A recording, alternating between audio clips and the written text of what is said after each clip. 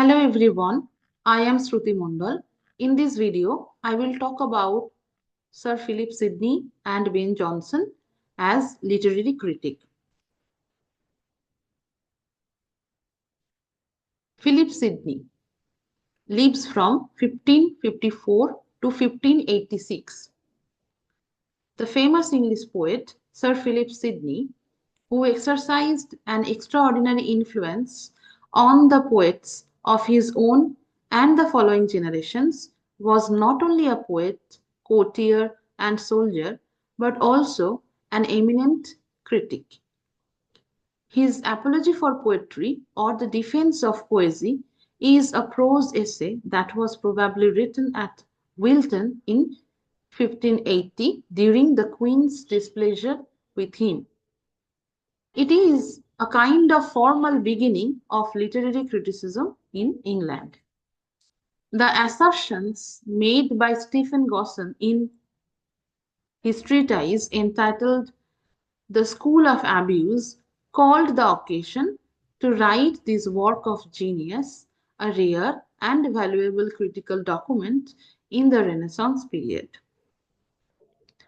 Like most of his contemporaries, this work of Sidney, was also published posthumously in 1595.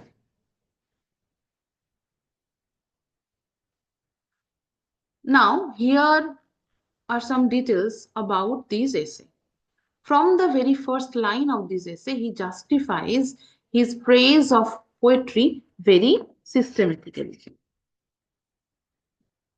He greatly exalts the role of the poet, the freedom of the imagination, and the moral value of fiction.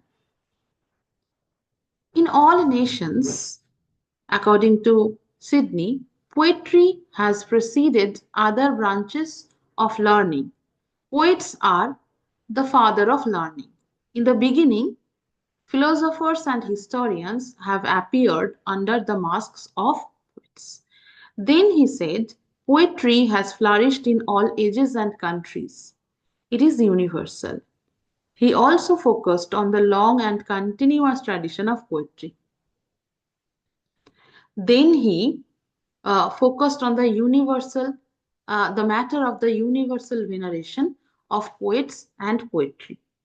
Both the Greeks and the Romans honored poets.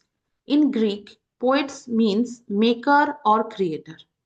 The Romans called the poets vates, which implies a seer or a prophet. Poets are creators in the true sense. Through creativity, a poet brings forth quite a new forms such as never were in nature. According to Sidney, poetry is an art of imitation. It is representing, counteracting, or figuring forth. It is a speaking picture and aims to teach and delight. He divides poetry into three broad categories. First, religious poetry. Second, philosophical or informative poetry. And the third, and most importantly, the right or true kind of poetry. Religious poetry praises God, and so there can be nothing wrong. In the case of philosophical poetry, it imparts knowledge of philosophy, history, astronomy, etc. The third kind of poets are the makers. This right kind of poetry can further be subdivided into various sections such as heroic, lyric, tragic, comic, and many more categories. Then he said that the end of learning is best served by poetry. That is how he focused on the importance and the true values of poetry. Then he defended poetry on the following grounds. His poetry is conducive to good action. Poets deal with what should or should not be. He does not offer fact but fiction, yet embodies the truth of an ideal kind. According to Sidney, he said love is not vicious in itself as it shows an appreciation of beauty. Then he points out poets have been companions to camps since times immemorial, and martial men have always admired them. He also highlighted the fact that Plato himself held poets in high esteem and regarded them as a light and winged and sacred thing. There was a general decline in poetry and drama during his time. He lists out reasons for it also. He was of the view that English language is superior to other continental languages. It is fit for the classical system of quantitative versification and the contemporary system of qualitative versification based on accent and rhyme. Similarly, they also have the caesura or the breathing space in the middle, which neither the French nor the Italian nor the Spanish have. That is how he focused on the maturity of English language. Then Sidney justifies verse and rhyme. Sidney points out that rhyme is not the essence, but it is desirable to it because it polishes the speech. Then he mentioned about Scaliger, who defended its use, and they regulate verbal harmony, imparts order, proportion in many ways. Now, Ben Jonson. Ben Jonson lives from 1572 to 1637.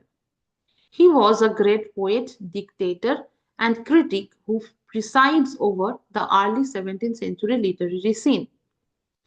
The innumerable prefaces, dedications, and prologues that he wrote for his plays from time to time are rare critical documents. He translated Horace's Ars Poetica. His timber and or discoveries made upon man and matter is very important critical work. It is written in notebook form. In timber or discoveries, he wrote, a poeta is a maker or feigner. His art, an art of imitation or feigning, expressing the life of men in fit measures, numbers, and harmony. He also emphasized the nobility of the poets.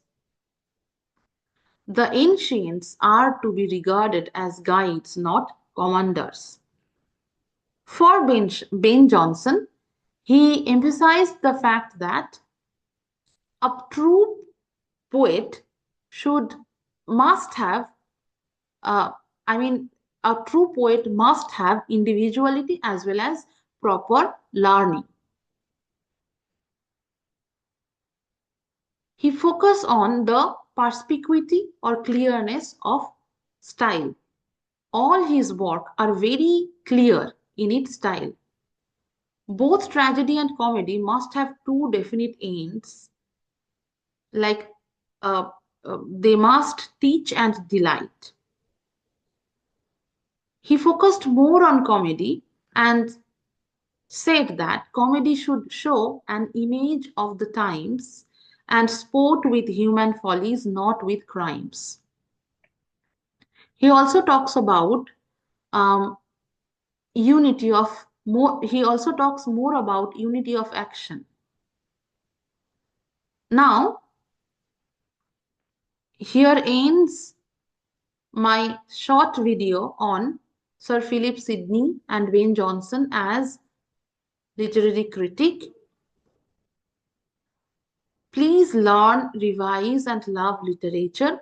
This video will help you to, uh, to make a foundation of your own. Thank you.